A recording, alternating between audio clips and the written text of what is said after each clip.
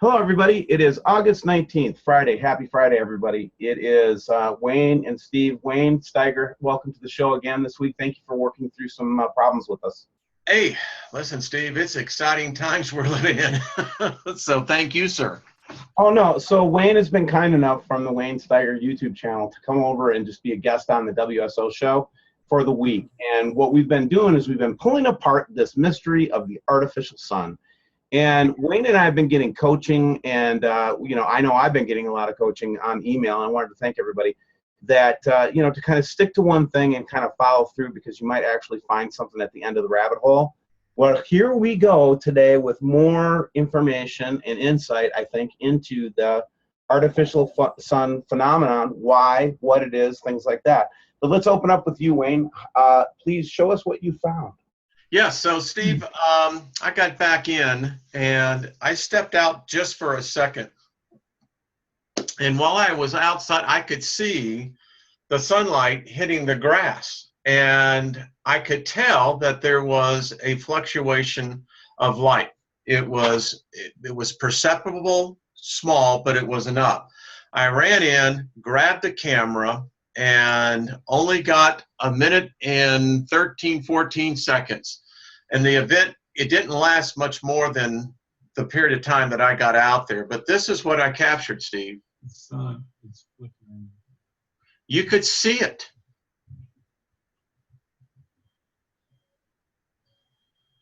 Again, like our friends in the science community have told us that the sun doesn't, shine like that. So you can see, Steve, that, and I've looked at this in the different light arrays.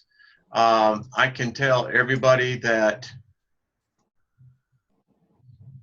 that's with zero gamma. Look at that.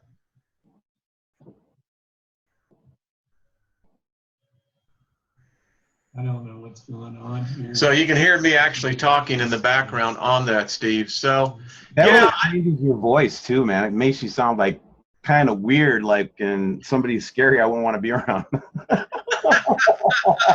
that's good fun, man. So there it is again. The sun was pulsing. I don't know, whatever you want to call it. And Steve, I have one other thing I want to show you and your audience real quick. So I want to give out a big shout out to Gary S. on this. He was the one who sent this to us yesterday.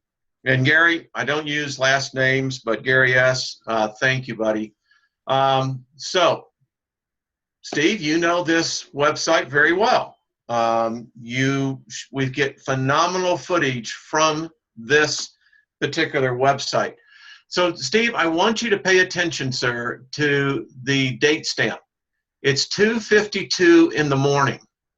And that's what it stands for there, guys, is Alaska time. Yes. Now, Steve, here's the thing. Sunrise for this particular region wasn't until 6:20, 6:19 yesterday.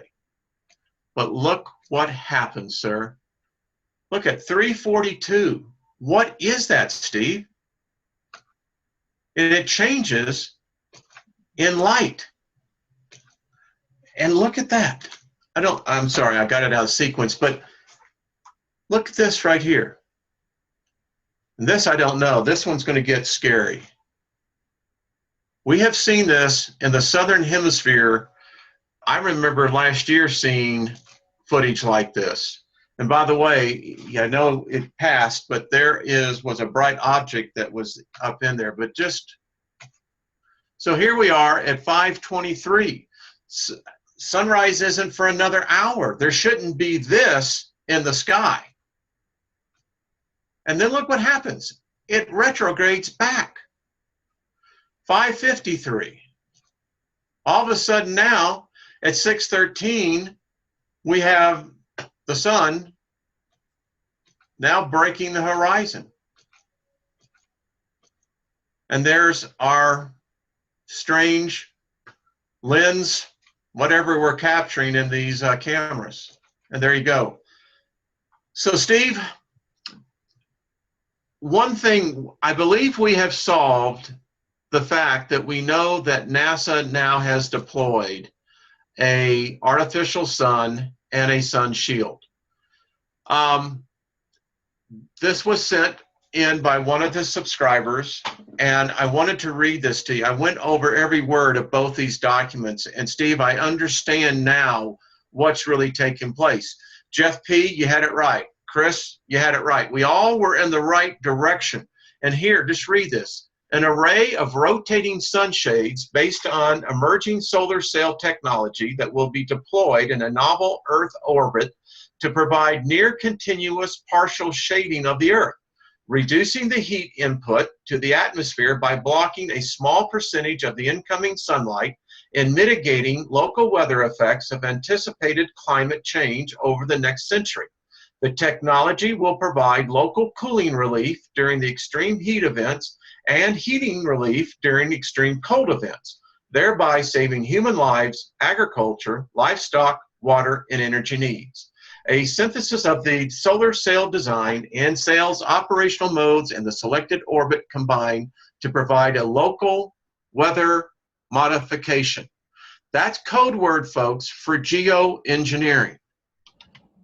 Steve, this is all about geoengineering, weather modification. Now, the question is, why?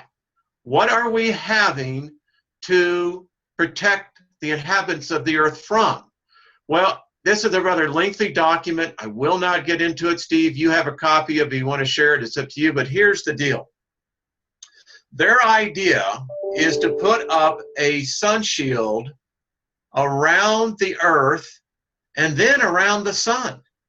They give the math, they print it out, and to add to this, Steve, we then have this document from NASA, dated July 6, 1971. This is, in essence, basically the handoff of the patent from Bosch and Lomb to NASA. And as you can see here, NASA-owned U.S. patent is being forwarded for the abstracting and announcement in NASA STAR. And you can look at this document. Doesn't this look familiar? Wow, wow. That almost looks identical to the drawing that we made. And I'm almost certain that our source didn't get, well, they probably went to this for reference, I would say. They'd have to have been. Yeah, so you read the abstract, and all right, here's something. Folks, we got to do two things. And I'm asking the community to now, all right, so we caught the wizard. We realized who the wizard is. Let's now pull the curtain back and let's see what they're really hiding. And I think that that's the challenge for all inhabitants of the world, is to ask our governments, what are you hiding? I think this is actually for our good. I don't think that they're actually being nefarious. At least I'm trying to take the optimistic approach. Well, again, there's good and evil, right? So here's what I was telling one of the, I think we had a backdoor source. I just want to say that. I don't want to show this name on the air, so I want to read it before the screen comes back to me, so there's no chance of it being seen. So, backdoor source does not want to be identified. NASA has this is basically from an extremely reliable source, and it makes very good sense. Okay, so here we go. NASA has a shield over the two suns because it would fry us like an egg, quote unquote. If they didn't, that second sun combined with its twin sun, Sol, our sun, would just be too much. In Revelation, it does say that all the grass will burn up, so you can imagine how much heat and rays coming off the two suns could damage crops and other plant life.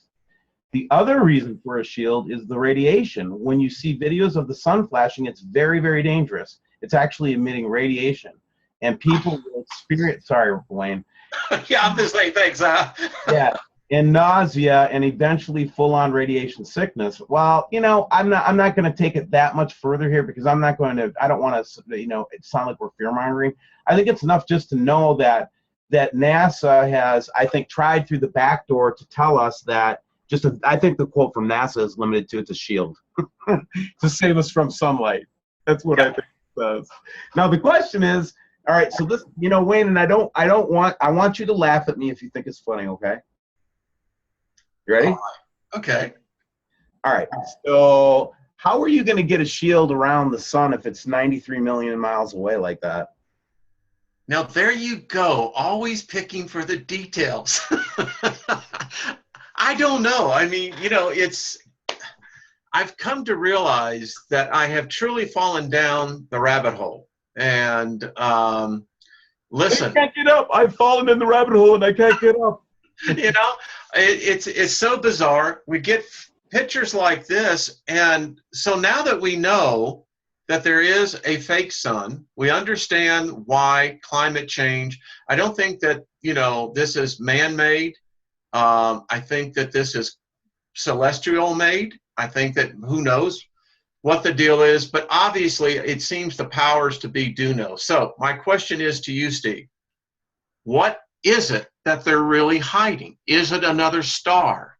Is it, as you and I were talking earlier, is it through the vortex theory that the universe is not on a plane distributed through a rotation, but is in fact speeding through the universe at speeds of well in excess of 400 miles an hour for our sun, which produces a vortex effect? Is it possible, sir, that we could be seeing the intermingling of two systems that we call vortex, right? Mm-hmm.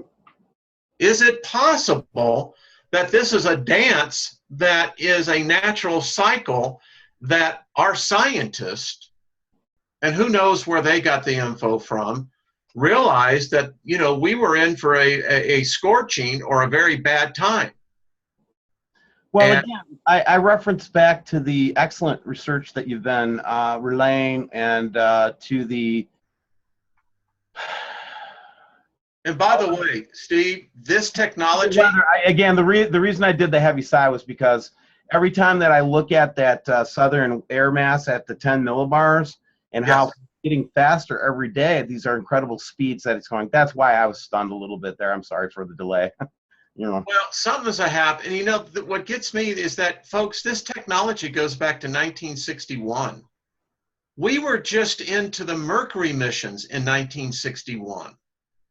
So, okay, explain to me, because you have to read this, a sun simulator system. I mean, it's pretty advanced thinking for engineers back in the early 60s. Our president at that time had barely announced the mission going to the moon. Well, I think that was all part of the same, plan. I mean, those were heavy lift rockets. I think they were experimenting. I don't know, man, honestly, but it just, everything is kind of spinning into like this whole matrix, Wayne, of things that we're finding. It's not just one; it's multi-dimensional things. It's combined. It's like one thing's combined with another thing, like the government, the position of what we're doing, et cetera, et cetera, et cetera, around the world, the saber rattling, the manipulation of economies, the almost intentional destruction of economies. All these things are just starting to make sense as it starts to tie together. Yeah. And I mean, so here's this picture that was sent to you, and I look at this and I look at the other pictures that I have in my files. So is this the true sun? I don't know. I mean, that's the problem we have. I suspect that I think we have two light sources here. I think we have one over here, and I think that we've seen this for some time. We have another one here. Well, okay, so that goes back to things that I learned early in spring, and actually it showed up a couple times on some of the astronomy, programs that show up on your, that you can put on like a mobile device or a laptop or something like that. And one person one day was getting a feed from some NASA feed, and it showed this second sun, the smaller sun, stuck to our sun, like kind of just stuck to it, for lack of a better word. Now, I don't know what to think of that, but it does. I do see a lot of things that point to there's something on the sun. Yeah, there's something. You know what I'm saying? On that, yeah, I agree. Yeah. So, are you ready for I'm going to show you a couple things that seem to corroborate, and then I want to take a walk back to earlier in the month when we talked about, I know, Sechi. Ha ha ha ha ha ha. Oh yeah, that's crop circle. Talk about this, Wayne. Well, listen, we've got this whole hexagon thing going, right? Yeah. This one was, I think, just this week, if I'm correct. And again, so, you know, whether you believe in crop circles or not, it's just, you know, you look at the math. What's the odds that we're dealing with now a technology, a fake sun that uses hexagon panels, that we get hexagon lens flares and refractions of them, and now we're finding freaking hexagons in the fields? I feel like I'm in a box. It's like the rat said, forget the cheese, just get me out of the trap. Right, I'm there with you, brother. All right, so it's your screen, buddy. Okay, well, thanks. This almost seems like a football game, calling a football game here. Okay, so You're it. well, I am it here. Can you see this? Yeah, brother, I got you. So remember when you and I talked about the more we get closer that these old timers come out and show us old pictures that they've taken over time? Yes, sir. Well, here's one. Okay, so the center part, which is called the Occluder. includer, thank you, sir. That's the red one with the white circle. Correct. That's what they put up there so that we can see the corona of our sun. Okay, so I am supposed to begin to think that if you remove that through an adjustment of the camera, we should be seeing the sun blaring its guts out from the bottom, correct? Correct. Now, I can't validate the time, date, whatever. Whoever sent me this, I think Ed, the numbers editor, the Black Sun, maybe I should do some more research. But anyway, the point is it brings up a point. And I won't validate this picture, but I want to use it to make a point. When we look at, you know, many of the researchers that are much larger than WSO, Wayne, what we notice is they talk about the solar minimum a lot. And I've learned more about the solar minimum than I ever care to ever know again. Okay? More than I ever wanted to know about the solar minimum because of great channels out there, okay, that do some good work just like us, and sometimes they make dumbass mistakes just like us, okay? So, but the point is they keep telling us that the sun is getting, you know, less and less bright, and, you know, less energy. Yet, why do they keep tying our earthquake patterns to extreme solar activity? Because if our sun was more active in the past, as we see from Astro Traveler, which I'll have the link below, he put up today or yesterday one of the most amazing things because it shows the sun getting darker since 2014 till now. Let me play this video. Yes, please do.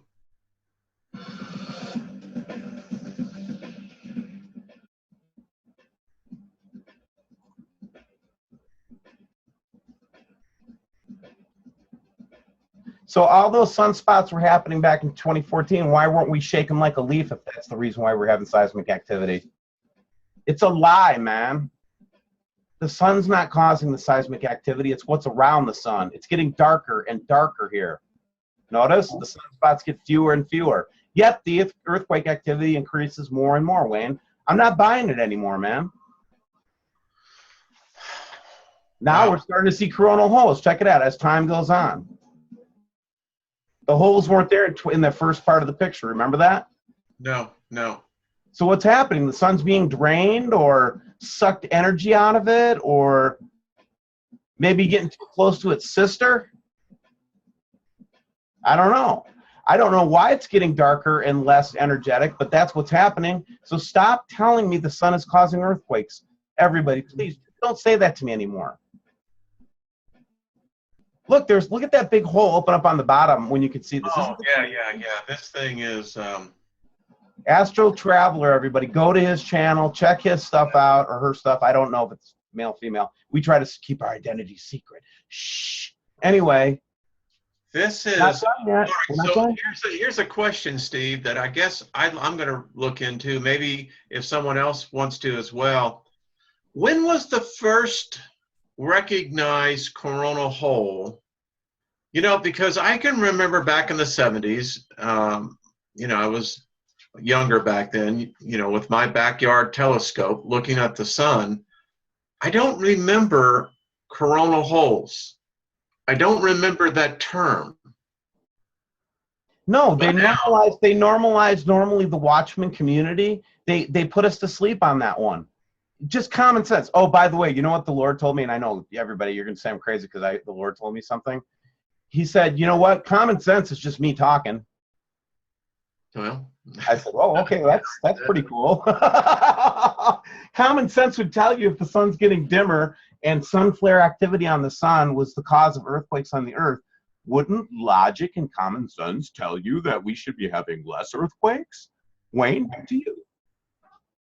yeah, listen, I'm looking at the coronal hole at the South Pole, and that, my friend, is wild.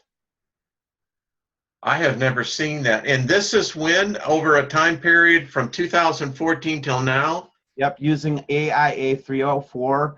Go to this channel. I warned him, just so you know, I'm going to use it today. So I said I was grateful that he did this work. Great job. It is just outstanding.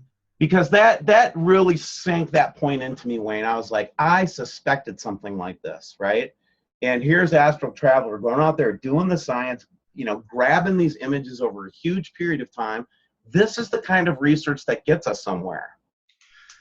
Well, okay, and we've got to look into this. So our astrophysicist has mentioned, and I'm putting this out there as well, that the output of the sun has been reduced. My question is, are there websites that we can go to measure that? I know what we get with the density wind. I get all that. But what I'm really wanting to know, as far as you understand from an illumination, the energy output, I guess.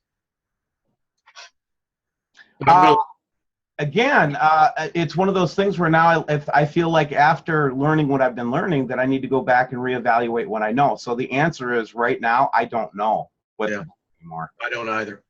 Because here's an example, everybody. Wayne was out looking for he just wanted to find out what the distance was for the Secchi H1. Yes. And what did you find out? How far away is that from Earth, and then how far away is it from the sun? Did you find those distances, Wayne? It must be a national secret. I mean, because I cannot get the coordinates as to where those two satellites are sitting. I can't find them. And if anyone can, please send them in. I have been scouring, and I know a couple of other good researchers, Jake as well, we're both going, what is this? Why can't we find where these satellites are sitting? So that's what I'm saying, Steve. It's just another little mystery. Okay, so we've got some feedback from some other folks on these large orbs that we're seeing. Yes, sir. And I wanted just to kind of go through that. So in essence, what we're being told is, and again, I get the feeling sometimes that we're being fed information, Wayne, and I can't help this anymore. I think they're kind of wanting it to leak out, man. Yeah, listen, if you've got bad news coming, maybe the best way is to give the patient, well, how are you feeling today? Knowing that you're going to tell the patient it's going to be dead in 24 hours. No, that's not what I meant at all. No. No, Wayne, no. Okay. All right, that's just the extreme example. Please keep your comments. It was just pouring. Okay. Yep. So, all right. So, let's see here. So, Rainbow Anomaly. By the way, there was a Gilligan's Island episode where, that was actually played out. But I digress. I'm opening up this. I want to open up this and read it because I don't think I don't do as good a job as the people that are writing these things for us. Well, you're a very good orator, so. Well, some people are shy. That's all it is. Yeah, I can dig that. No, seriously. Especially smart people, I've noticed a lot of times are shy or introverted. I'm introverted by nature. A lot of people don't believe me when I say that, but it's true.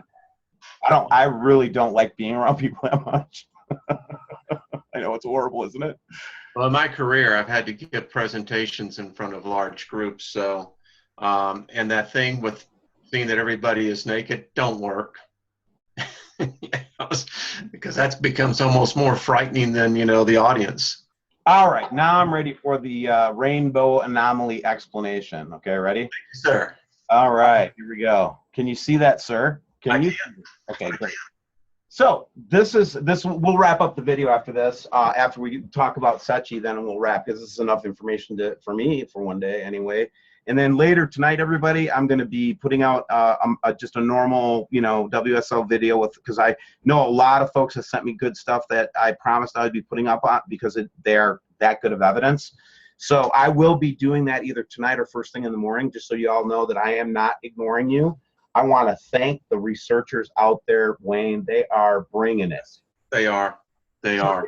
Yep. So here's an example of one of our researchers bringing it, okay? Seeing a rainbow requires the presence of water droplets in the atmosphere. True.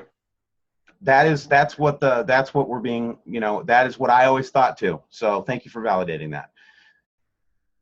The figure that, so basically in between there's a reflection. It's associated to refraction. It's called total internal reflection. The light has to hit the back surface of the droplet at an angle which is equal to or greater than the critical angle for water, which is 49 degrees. Okay? You with me? I'm with you.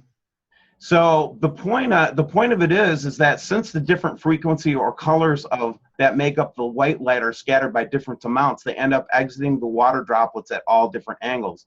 This results in the viewer seeing only one color coming from a drop in any part of the sky and another coming from another drop slightly above or below the first droplet. The lines of different colors must therefore form the base of the cone around the point the viewer is standing. This cone has a minimum of a 32. Let's see if I can get a picture in here. Can you see this picture? I do. Yes, sir. All right. I know it's tiny, okay?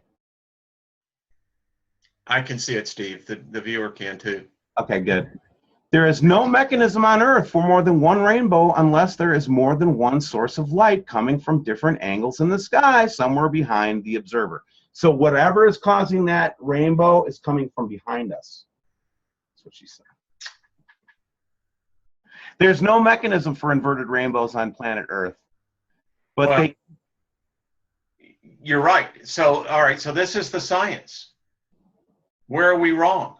Yeah, I mean, again, somebody can challenge us. Comments below or send an email to olson.steven.d@gmail.com. And speaking of, we're just getting ready to get our website together and all of our cool stuff, Wayne, and we can't wait to announce that stuff here in the next couple of I'm very excited about that. But I'm serious on the challenge. Listen, if you have a different perspective from a physics of light, send us your calculations and do the math. We've got some really good, smart people that we send our stuff to. And let's see if, in fact, we have defied the laws of physics in bending light and what it hits into our surface. So, because as I understand light, Steve, light travels at sea, right? It does. Okay. And the laws of physics says that if light travels in a vacuum, it goes unimpeded, correct? Correct. The only time that light at sea begins to have a degradation is that when it hits a material, correct? That's correct. And every material has a different rating. I think water, liquid is what, I think 1300. I think air is somewhere in that range as well. So we understand how light then is impacted when it hits a material and what the result is. So all I'm trying to ask people, work with us here on the math and tell us how that can happen. Right, and I wanted to show this little illustration here. So the reason that our group of men and women, they argue constantly. Here's the thing though, this is the fact, Jack. The sunlight has to bend back towards, so in other words, the sunlight has to be coming from our back in order to get a rainbow in that position when the sun is down there to the right there, Wayne. Yes, sir. So what our group is saying is that there's no way for there to be a rainbow there, number one. And number two, if there is a rainbow there, which is, can you see the rainbow? Oh, yeah, yeah. You can see it. That means that there's some type of source of light behind us. Has to be. Now, that is a breakthrough thought. Yeah. 2 breakthrough thoughts in one episode of WSO. Oh, my Lord. I'll tell you what, hell has done frozen over. I know it. We actually are making sense these days, a little bit more quickly. All right, so talking about contributions of great, subscribers again. You know all you're doing is stirring the pot up here, right? I know everybody thinks I'm wrong about this, and you know what? I'm not trying to be right or wrong anymore. Okay, I don't care what everybody thinks about. Hey, Copernicus was ridiculed heavily in his day.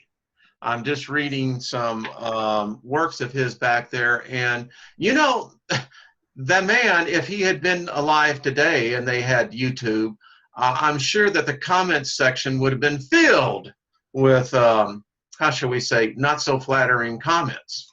So, well, man, I'm learning not to look at those darn comments. Don't do it, brother. Don't. Just keep on. So go on.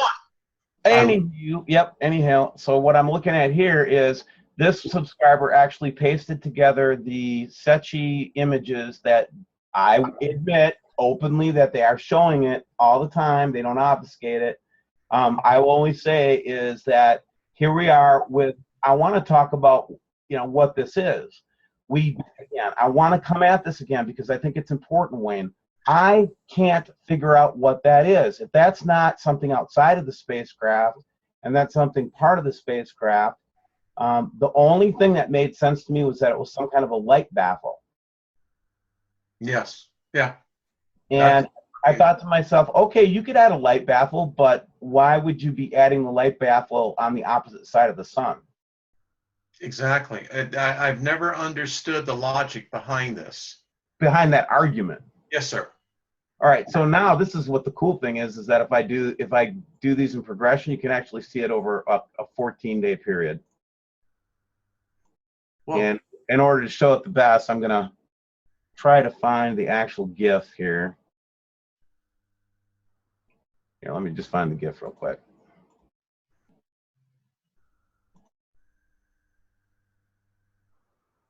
There we go. Are you seeing this? Yeah, I am. Yes, sir, I am. So explain to me how we're getting this object. Look at that.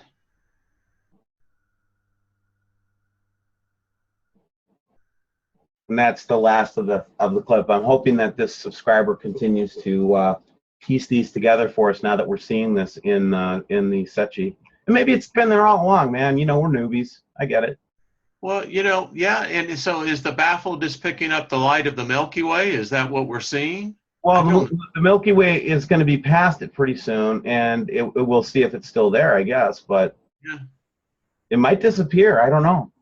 I just don't understand why the scientist, and listen, there's nothing that bright out there that would cause the camera to have any sort of reflection, refraction. It's picking up the light fine in the backfield. So again, I don't understand why NASA would send a telescope out there with this camera and actually have that obfuscating, I think, one of the more critical parts of our sky, correct? Am I wrong, folks? I would say that the core of the Milky Way is, it is our galaxy. Well, and the other thing that you notice is that it's almost near the ecliptic of the planets too. It's like it's making a straight line from Saturn over to Pluto. And by the way, that Mars 6 degrees news story this week, being pulled down 6 degrees from where it's supposed to be. Mm-hmm. That's interesting. Yes, it is. All right. Well, that's enough for today, everybody. I hope you enjoyed this week's deep research scientific approach to looking at the artificial light, the reasons why, the background. Thank you, Wayne, for your awesome help this week. Hey, thanks for the week, Steve. It's been a lot of fun. Yep. Yep. And a lot of subscribers have been writing to Wayne and I all week, helping us, sending us little tidbits, little pieces of information here and there. We just wanted to say thank you one more time. I want to say thank you to y'all as well. So many great people. And, you know, it just goes to show, Steve, that when we come together as a collective and not try to tear down each other, but try to edify and build up. And you know, there's nothing wrong with constructive criticism. That's where knowledge comes in. But they're some of the best people that I have seen, Steve. Really, we've got a lot of good folks. And so you know, and the other thing, by us paying attention to the bad ones, we forget about saying thank you to the good ones that give us images like this. Yeah. So we don't have the time to be looking at this all the time, right? And here these folks will send me, whenever they find something real juicy. And it seems like, you know, you go to the FA cams and then you say, I can't find any of this stuff. And I will tell you that you have to really wait for these. These are not given to you. You know what I mean? There are people like Sharon, Elaine, Shannon. I can just think of a number of them that are dedicated researchers. I mean, spend hours, Steve. I mean, now that is dedication. Right. And here, I'm just playing around with the controls on this, but again, I can see features on the surface of this thing. It's bigger. It's probably a third again bigger than it was, let's say, 4 weeks ago when we first started observing it. And you'll notice that the sun actually is projecting. Maybe some of the light from the light producing thing is going backwards, but you can see it almost helps you to see the sun shield, sun, whatever we're calling it now, you know. Yeah, I don't know. Sun enhancer, whatever. Yeah. Yeah. I think the patent said sun simulator. Right. And then also notice that we got our little guy back here too yet, you know. By the way, Steve, that's the one I'm looking at more and more. It's not so much what we're seeing, but it's these little guys. You know? Look at that. I mean, that is not a lens flare, guys, because it tracks with the sun. A lens flare can't track with. Okay? It has to track opposite like a mirror. Okay? See how that lens flare over here, that's like a little mirror of that. Right? Is that the red Kachina? I'm almost certain of it. But that's my opinion. Well, I happen to think that Hopi prophecy is moving, but Can you see this? Are you watching this?